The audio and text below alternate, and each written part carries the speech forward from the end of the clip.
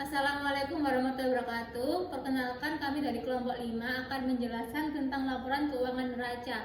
Dimulai dari saya, Rosyana Fauzia dengan NIM 01222008. Dan saya Michael Felix Paliaman dengan NIM 012222037. Dan saya Della Vega dari nomor 0122014. Di sini laporan neraca adalah bagian dari laporan keuangan perusahaan yang berisi mengenai posisi aset, modal, kewajiban perusahaan pada periode waktu tertentu. Di dalam sebuah neraca, nominal aset perusahaan wajib sama kalkulasinya dengan akumulasi modal dan kewajiban, harus balance. Next. Komponen-komponen laporan neraca, pertama ada aktiva. Aktiva itu komponen pertama neraca keuangan.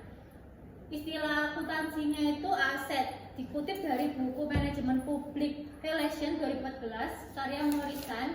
Aktiva adalah seluruh kekayaan perusahaan, baik yang berwujud fisik maupun tidak. Hal ini juga termasuk pengeluaran yang belum dialokasikan atau biaya harus dialokasikan pada penghasilan mendatang. Kekayaan perusahaan yang sifatnya tidak terwujud atau intangible asset seperti hak paten dan hak terbit juga termasuk aktiva. Next. Di aktiva itu ada aktiva lancar.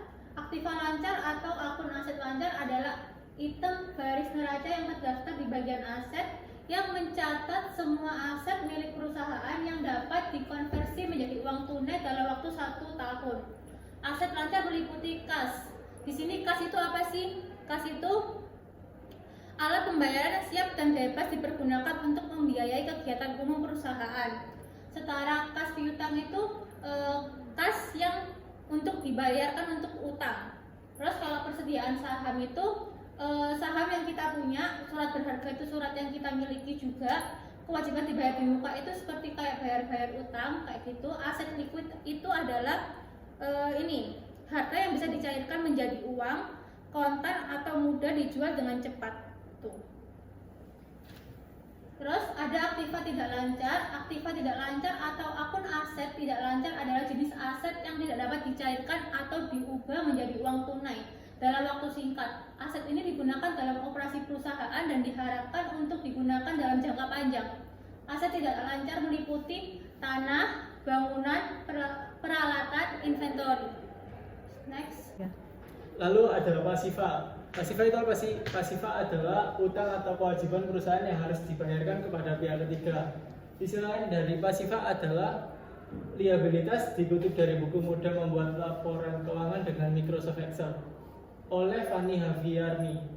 Pengertian pasiva adalah semua kewajiban dan ekuitas yang masuk dalam daftar terutang atau kewajiban perusahaan, baik yang berjangka pendek maupun jangka panjang. Di dalam pasiva terdapat ekuitas dan liabilitas. Next slide.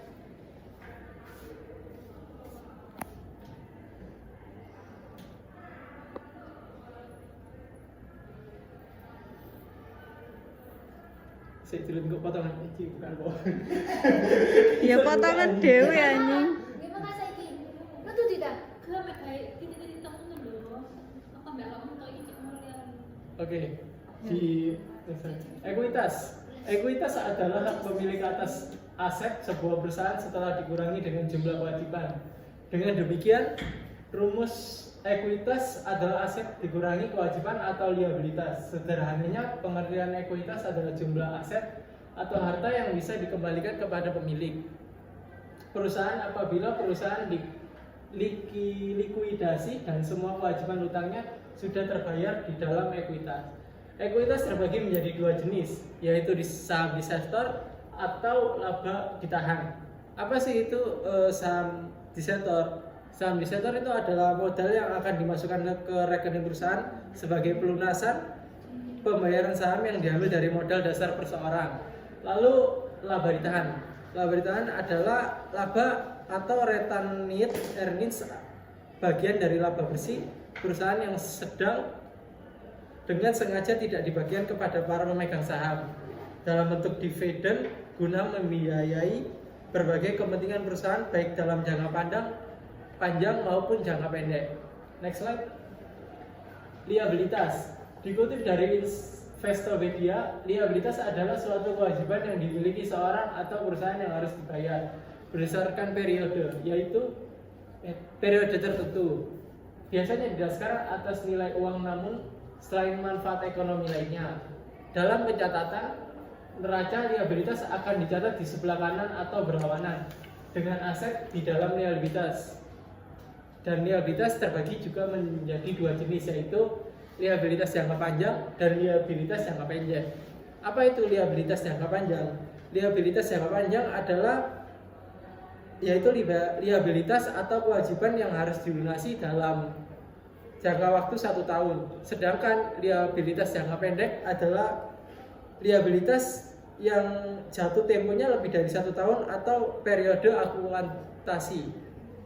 Next slide. Oh, sebenarnya. Cara membuat neraca keuangan. Pastikan laporan laba atau rugi dan laporan perubahan modal sudah disusun.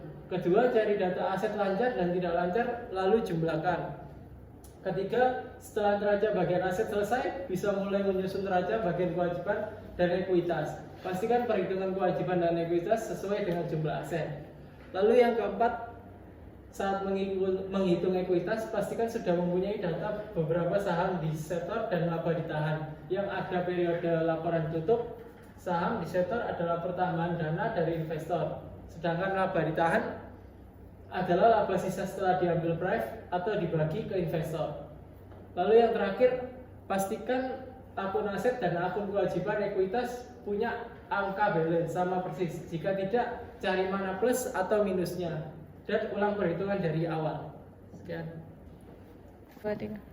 Nah, di slide selanjutnya kita akan menjelaskan tentang macam-macam laporan neraca. Macam-macam laporan neraca ini kita akan mendesain 2 varian. Ada varian yang sekontrol sama stafel. Perbedaan dari stafel sama sekontrol itu berbentuk laporan neraca yang memanjang ke bawah disebut stafel. Kalau yang sekontrol dia itu laporannya neraca ke samping. Oke, next. Laporan neraca bentuk stafel. Laporan neraca stafel memiliki bentuk memanjang ke bawah dengan peletakan akun di sebelah kiri dan nominal di sebelah kanan.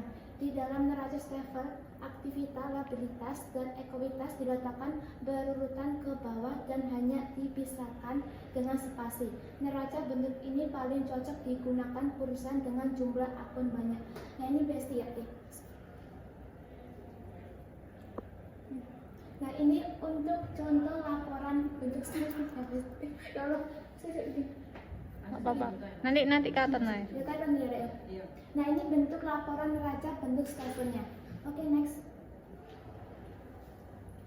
Kedua ada laporan neraca bentuk subkontrol.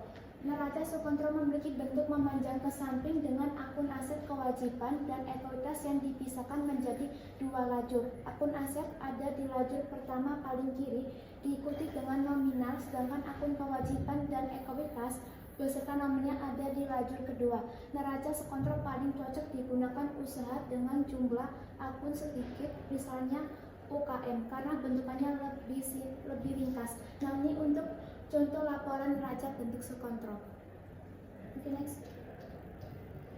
Contoh laporan keuangan neraca. Nah, ini yang sering digunakan untuk laporan neraca pada umumnya ya. Ini aktivitas lancar. Aktivitas itu ada aktivitas lancar, kas, piutang, dagang, perlengkapan, kantor. Nah, ini 7 jumlah, hasilnya dapat 3.200.000. Kas ini keseluruhan dari potong aja di sini. Oke, ini saya. Lanjut ke aktivitas tetap, ada tanah, gedung, akumulasi penyusunan gedung. Di total harganya menjadi 12.900.000. Jumlah aktivitas ini dari jumlah 3.200.000 ditambah 12.900.000, hasilnya 16.100.000. Nah, untuk kewajiban, ada kewajiban lancar, hutang dagang, hutang bank jangka tempo, di jumlah hasilnya 2.200.000. Kewajiban jangka panjang, ada pinjaman bank, itu ada 48 juta. Ekuitasnya ada modal saham, laba ditahan, di jumlah hasilnya 9.900.000. Nah, untuk dua aktivitas ini buat aktivitas sama kewajiban hasilnya harus balance. Kalau tidak balance berarti ada yang salah. Nah, hasilnya ketemu balance ya di sini ya. Oke,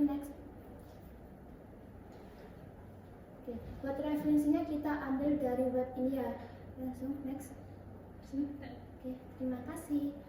Sekian dari kelompok kami tentang laporan keuangan neraca. Jika ada salah kata ataupun kurangnya, kami minta maaf. Wassalamualaikum warahmatullahi wabarakatuh.